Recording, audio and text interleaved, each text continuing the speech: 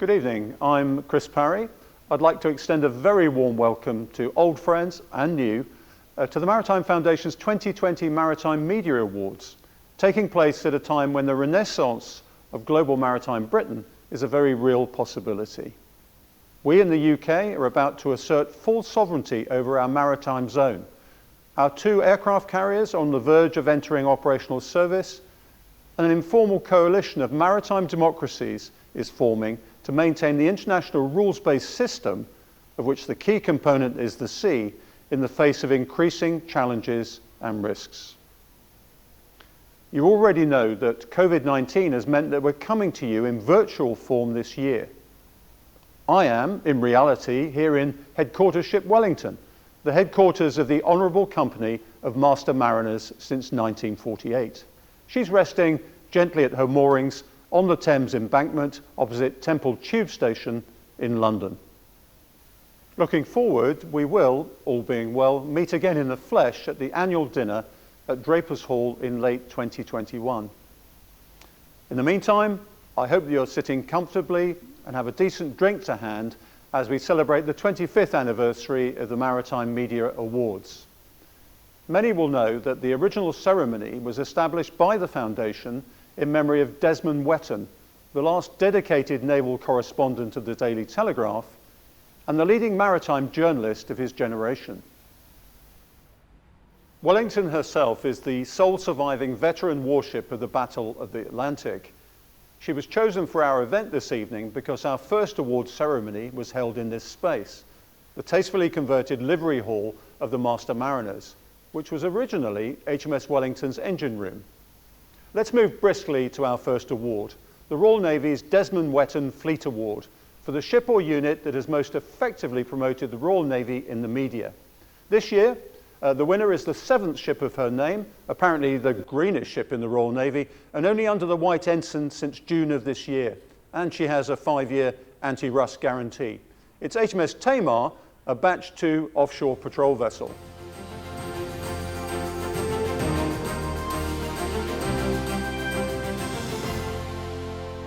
Winning the Desmond Wetton Media Award is a huge honour for HMS Tamar. Because of the pandemic, we've not been able to invite as many people on board as ordinarily we would like.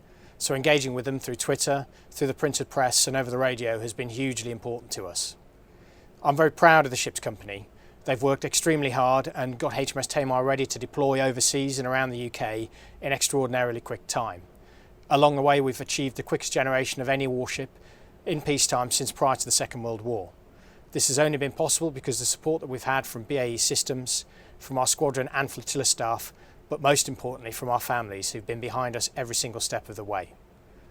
Thank you for this award. If you're not already following us on Twitter, please make sure you do, at HMS_Tamar. Good night.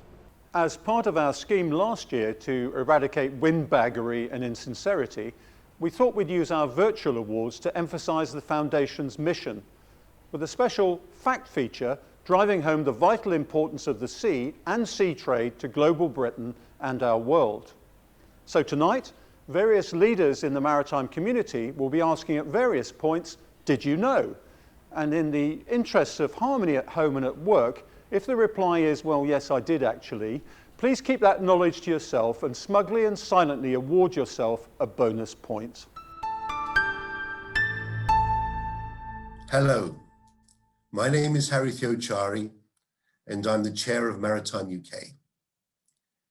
Did you know that the shipping and maritime industries of the United Kingdom contribute £46 billion to the economy of this nation and provide employment for 1.1 million people? Did you also know that 25% of all our energy supplies are imported, and that 48% of all the food that you put on your table comes in on ships through our great ports? Now for the first of the Maritime Foundation's own awards, the prestigious First Sea Lords Award for Best Use of Digital Media. Our judges ranged across the internet, prospecting among hundreds of websites, clicking on to 23-year-old Natasha Lambert, an adventurous disabled sailor's inspiring account, and then delving into history and cultural themes with the Mayflower 400 project and the 1805 Club's Trafalgar Way. But in a tough competition, the environmental focus of California's Schmidt Ocean Institute carried the digital day, with fascinating scientific research streamed live from the seabed of our blue planet.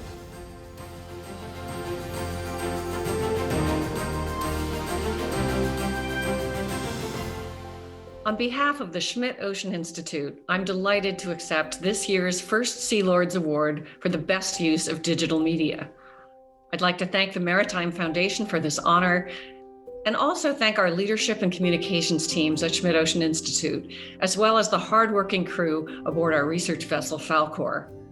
Thanks to the dedicated scientists from around the world who've come to sail on Falkor, conducting cutting-edge science and openly sharing their data and important findings with the world. Schmidt Ocean Institute will continue to bring the frontiers of ocean science to audiences around the world. And we hope you too will continue with us on our journey of exploration and understanding. As we use the latest technology to learn more about the deep ocean, we'll share it with you. We greatly appreciate your encouragement. We're just getting started.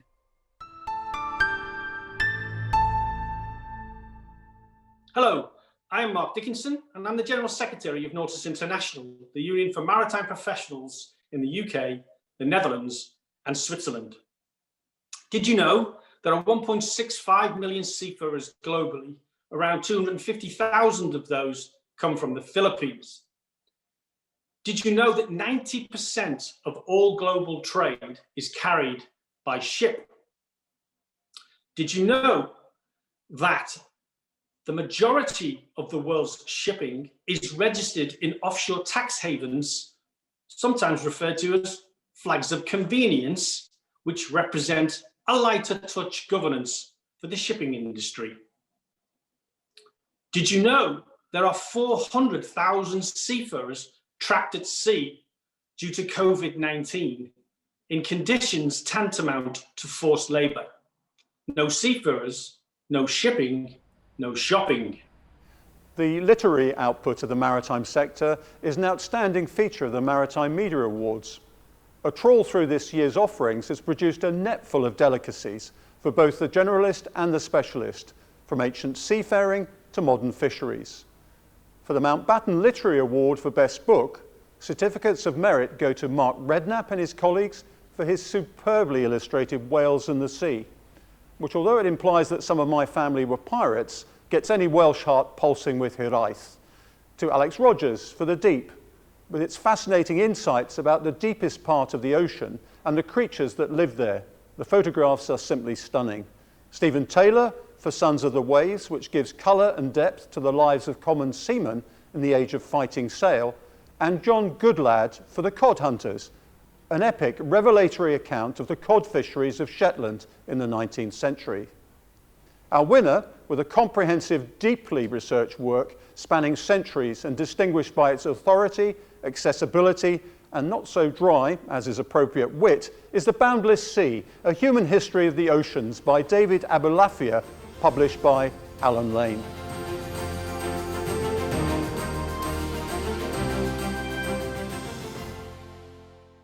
I feel very honoured to receive the Mountbatten Literary Award from the Maritime Foundation, because what it says to me is that people who know about maritime affairs think that I've actually got across to them the sort of message I'm trying to get across, which isn't just a message to fellow historians writing learned books for one another. I want to reach across to the wider world. And this is a book about the world. It's a book about the 70% of the world, which is covered by water, and the connections that human beings have made across this water between the continents from prehistory to the present day, bringing goods, bringing ideas, including religions, from one continent to another. Hello, I'm Paul Hultus, CEO of the World Ocean Council, the global business and investment organization for the blue economy, coming to you from Hawaii. Did you know that Europe's blue economy had a gross value added in 2018 of 218 billion euro and employed 5 million people?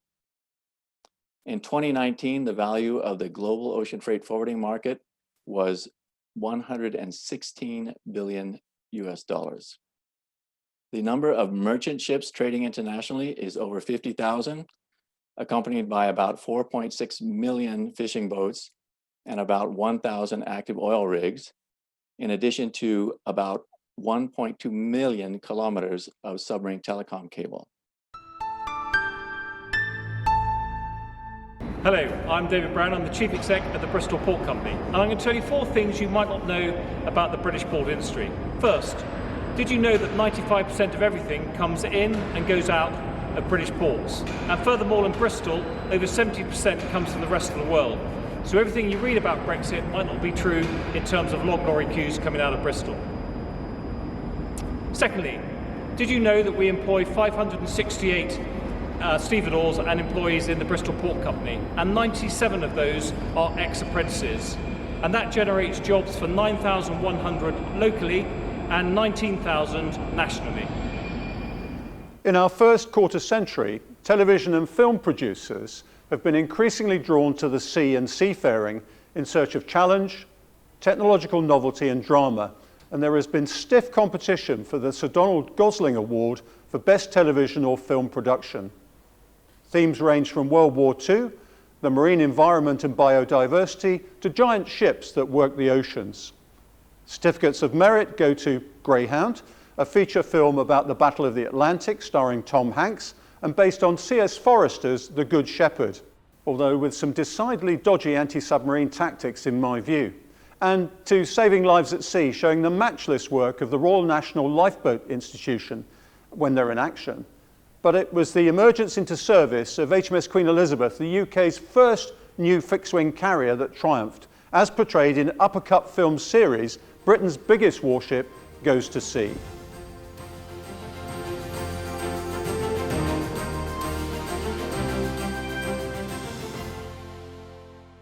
Thank you very much for this award. It's a great honour.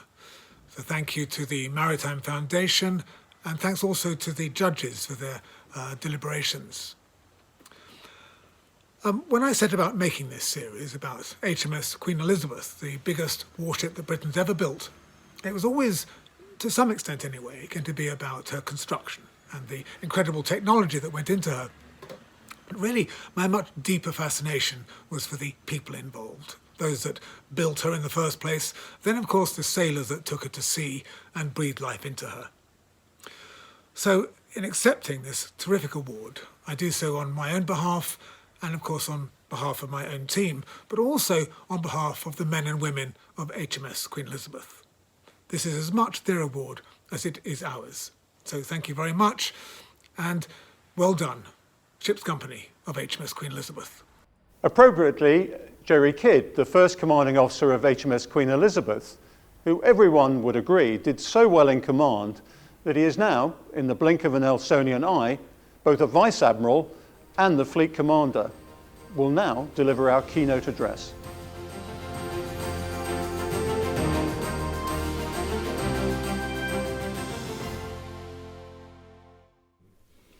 Well, thank you very much, Chris, and I have to say it's a great privilege and indeed a pleasure to be talking to you today, and very well done to Chris Terrell for what I thought was a superb series. And in many ways, it was a metaphor and a signpost to the future of the Royal Navy and its role on behalf of the nation, as we increasingly spread our wings back around the globe in a post-Brexit sense, not least to meet threats from Russia and China, but also to satisfy our interests in combating climate change and the environmental issues we face. But also, it was an insight into the work carried out by the Royal Navy. And I think getting salt water back into the bloodstream of our island nation is really important, both highlighting and, I have to say, congratulating the Merchant Marine too for their work in securing the security of our nation, but also underpinning our prosperity. And at the heart of all this is our people. And as you saw in the programme, the range of talent and diversity, enthusiasm and future thinking is really deeply impressive. We are in a really good space. So once again, thank you very much. The maritime is the future as far as I'm concerned, and I'll see you soon, Chris. Thank you very much.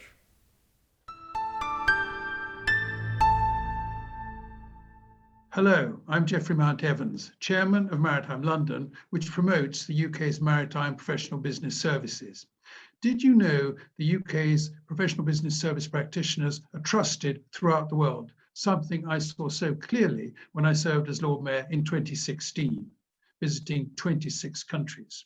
The UK is the leading global centre for maritime professional services.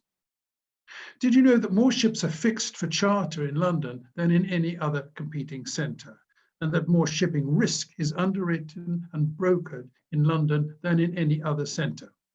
Did you know that English law and the courts are the preferred jurisdiction for the resolution of maritime disputes, and that the London Maritime Arbitrators Association handles more arbitrations than all competing centres put together? And did you know that the UK leads globally in maritime education and is home to the Institute of Chartered Shipbrokers, which award professional qualifications to the commercial shipping industry worldwide? The next award that started it all here 25 years ago is the Desmond Whetton Award for Best Journalism. This award was created in memory of Desmond, the doyen of the writers covering the maritime and naval scene. First to win this award in 1995 was the Channel 4 team of Rory McLean and Rob White, nominated by Mark Dickinson, then at the International Transport Workers Federation and now General Secretary of Nautilus International. Rob and Rory won the award for their documentary and news coverage of bulk carrier losses, centering on the mystery of the tragic sinking of MV Derbyshire. Some of you will know that MV Derbyshire was lost on the 9th of September 1980 during Typhoon Orchid, south of Japan, along with 42 crew members and 2 of their wives. She was the largest British ship ever to have been lost at sea. The Maritime Media Awards recognises journalists of all kinds as they continue to highlight the vital importance of the sea and seafaring to us all. And this year, the Whetton has been run by Alan Tovey, who has produced a range of informative, investigative and influential work on maritime issues in the Daily Telegraph.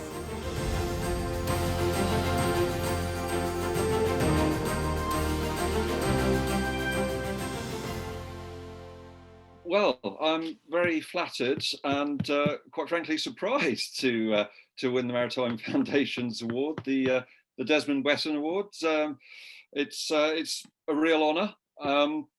I know I certainly enjoy writing about the maritime industry and ships, and part of the reason I enjoy in writing about that is because the Telegraph's readers enjoy reading about it, and I think a recognition of how key ships and shipping and the shipbuilding industry are to the UK is very important. Very flattered, very pleased, and thank you very much. Many congratulations to Alan and indeed to all our winners, but also to those whose work might not have won recognition tonight. The competition is always tight in every category. I'm conscious that every contender represents a substantial piece of work which adds distinction and lustre to the maritime and naval sector. Of course, this event would not have been possible without the enlightened and generous support of our sponsors, and notably the Gosling Foundation. All of us appreciate very much your commitment to the Maritime Foundation and its community. Finally, thank you for joining us this year for this highly unusual and I trust unique Maritime Media Awards. You'll find full details of the awards category entries on our website, along with this film and our digitally glossy commemorative magazine, Maritime 2020. It is a treasure chest of over 20 cutting-edge essays and stunning photographs about all aspects of the maritime world, which have been contributed by prominent members of our community. It's free online and available in print and on request for the cost of the postage and packing. I very much look forward to seeing everyone in late 2021 at Drapers Hall for the customary real live event. In the meantime, above all, at a time when Britain needs to re-engage with the sea, let's make waves.